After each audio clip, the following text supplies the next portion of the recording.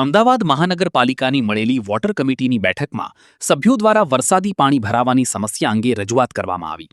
અગાઉ જે પ્રમાણે વરસાદમાં પાણી ભરાવાનો સામનો કરવો પડ્યો હતો તેવી સ્થિતિ ફરી ન સર્જાય તે માટે રજૂઆત કરવામાં આવી.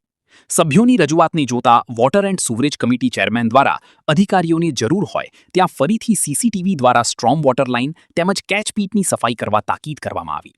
અધિકારીઓને ફરીથી ન પડે તે પ્રમાણે કામગીરી કરવા ટકોર કરાઈ. વરસાદમાં જે જગ્યાએ વોટર પાણી વધારે ભરાયા જે જગ્યાએ એ જગ્યાએ અત્યારે જે સભ્યોની એક જ ચિંતા હતી કે આ વખતે તમે જે પાણી નાના મોટી જગ્યાએ ભરાયા છે એ નહીં ભરાય એના માટેનું શું વ્યવસ્થા.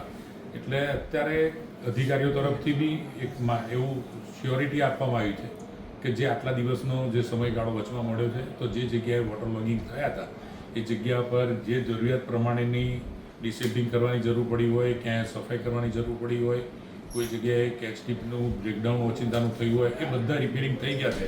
એટલે હવે ક્યાંય લગભગ તકલીફ નહીં પડે એવી શ્યોરિટી આપવામાં આવી. ऐसे ही अन्य खबरों के लिए चैनल को सब्सक्राइब कीजिए. खबरों का नोटिफिकेशन पाने के लिए बेल आइकॉन को जरूर दबाएं.